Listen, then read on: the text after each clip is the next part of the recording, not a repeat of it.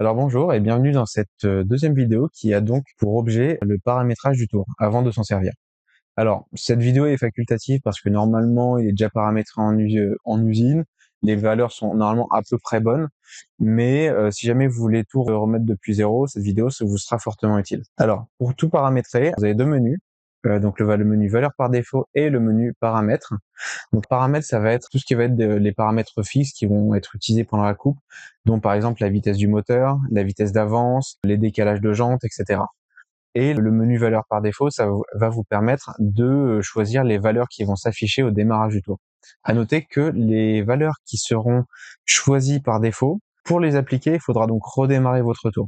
Par exemple, là, si jamais je mets 23,1 en taille par défaut, que je quitte et que je vais dans le mode automatique, je vais avoir 23. Il faut donc que j'éteigne le tour et que je le redémarre pour justement avoir 23 mm par défaut. Voilà, 23,1. Donc par défaut, vous pouvez donc paramétrer la taille par défaut, l'offset qui va s'afficher par défaut, celui que vous préférez. Ensuite, le type de jante que vous taillez par défaut. Donc là, mettez le type de jante que vous taillez le plus souvent. Ça vous évitera d'à chaque fois d'aller chercher le type de jante que vous utilisez. Voilà. Ensuite, l'angle de coupe par défaut. Alors l'angle de coupe, petite parenthèse, vous pouvez mettre un angle positif ou négatif. Alors ce que tout le monde utilise, le carrossage qui est toujours utilisé, c'est du carrossage négatif. Donc par exemple, si jamais vous utilisez 2 degrés de carrossage et que vous voulez que votre pneu soit conique de 2 degrés, vous mettez moins 2 degrés. Et si jamais vous avez par exemple un carrossage de 0 que vous voulez simuler comme si la jante avait du carrossage, par exemple, vous pouvez mettre plus 2, ça fera comme si le pneu par rapport au sol avait 2 degrés. Après, je n'ai jamais essayé ça, donc libre à vous d'expérimenter et de voir ce que ça donne. Voilà, personnellement, je vais laisser à 0 degré. Ensuite, l'état du pneu, alors par défaut, donc l'état du pneu, ça va être si jamais vous voulez faire une ou deux passes. Donc pneu usé, ça va faire une seule passe, ça va attaquer directement la bonne taille, et pneu neuf, ça va faire une passe avant qui va permettre justement de dégrossir le pneu et d'éviter que le tour galère et d'avoir un meilleur état de surface.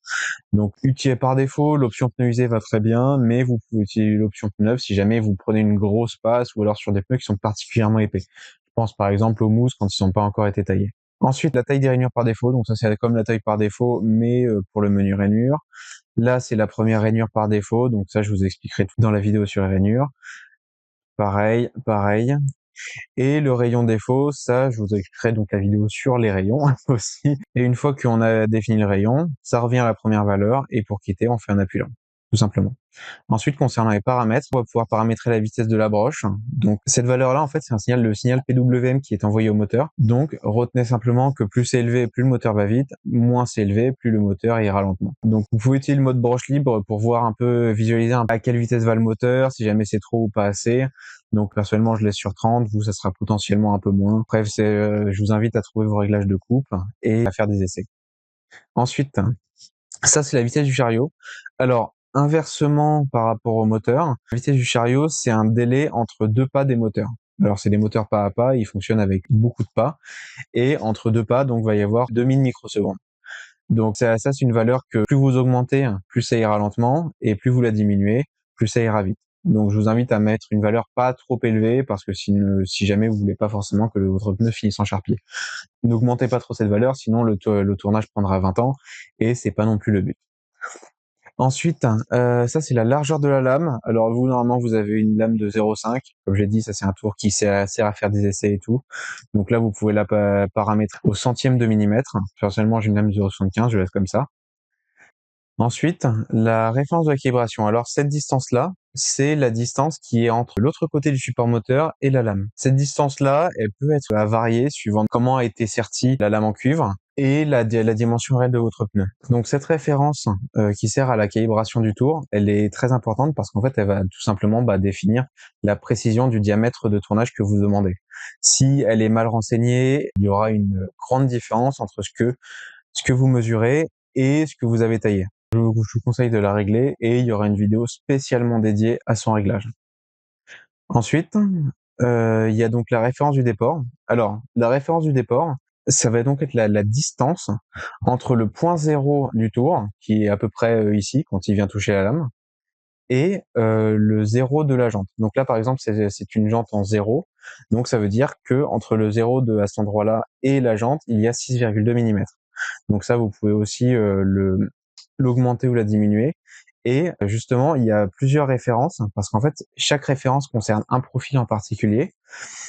Et ça va vous permettre justement de, si jamais vous utilisez des jantes 4x4, des jantes 4.2 de marques différentes, peut-être avec des flancs, voilà, ça va vous permettre justement d'avoir vos différents modèles de jantes suivant les marques. Où est-ce que l'offset 0 commence. Donc perso, ce que je vous conseille, c'est de le régler avec une jante de 0, mais là aussi il y aura une vidéo qui expliquera justement spécialement comment on règle les déports. Ensuite, donc ça c'est la profondeur des rainures, par défaut elle est de 0,3 mm. Franchement, c'est un setup, c'est un réglage qui va très bien. Je vous conseille pas forcément de le changer, donc ça va affecter justement la profondeur des rainures que vous faites en mode rainure, tout simplement. Et finalement, vous avez la langue du tour. Donc là, vous pouvez alterner entre français et anglais. Peut-être qu'il y aura plus de choix par la suite, mais pour l'instant, c'est les deux choix principaux. Et quand vous appuyez une fois, vous changez et vous passez au menu suivant. Voilà, appuyons pour quitter et c'est tout. Merci d'avoir regardé cette vidéo. La prochaine vidéo parlera donc de la calibration du diamètre du pneu et des déports, comme je vous en ai parlé tout à l'heure.